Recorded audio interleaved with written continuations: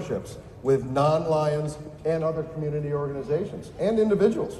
We understand that challenges are increasing in our local communities. But advocacy is not about politics. It's not about anything more than just taking action. We need to work harder as an organization to educate communities about who we are and what our mission is, and raise awareness will help create more positive change, I believe. The Lions have a long, long history of advocacy, including, for example, our relationship with the United Nations.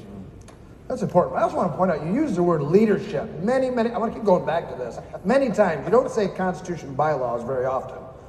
But Lions do, they create positive change through their service. And that service project strengthens the communities locally and, of course, globally. And it's a core to our Lions mission, of course. Yeah, district governors, you do not have to do this work alone. Absolutely not. You've built great teams to help support you in your year ahead. And Lions International provides an amazing collection of advocacy resources and tools that are available to all of you on our public website. Resources can help you to learn how to better build relationships with your community leaders, to help develop advocacy initiatives that are focused on that, and to plan impactful community projects.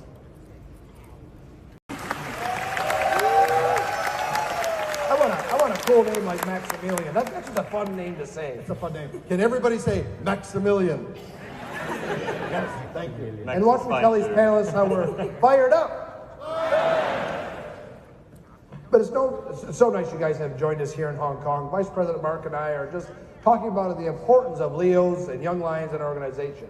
So, would you have a few minutes just to talk to us about the perspectives that you can give our district governors-elect and the experiences that you've had? Yes, of course. Yeah, absolutely. Good answers, good answers.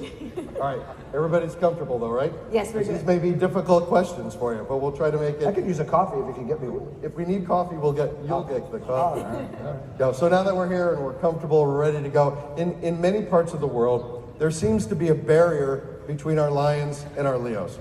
And that just does not make sense to me, because we are all part of this organization for the same reason, and that's about service. So, Max, how do we break down some of those barriers? Yeah, I think that it helps to acknowledge both the differences and similarities between how a Lion chooses to serve and how a younger Leo or Leo Lion might choose to serve. For instance, in many Lions clubs, the service activities and events might be planned at the start of the year, and the schedule is set for the entire Lion year.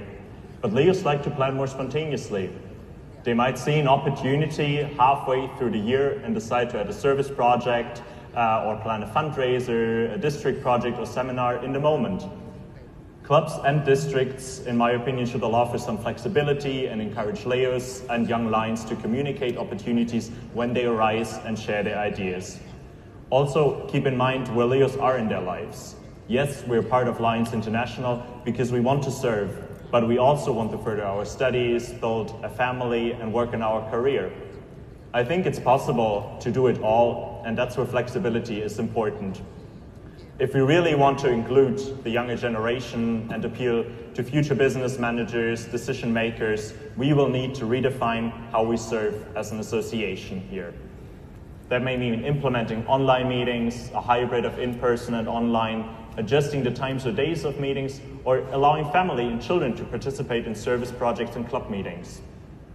Additionally, I think it's also important to foster positive experiences in Leo-Lion collaboration to facilitate the transition of Leos and help young people ease in. For example, I was invited to serve on the host committee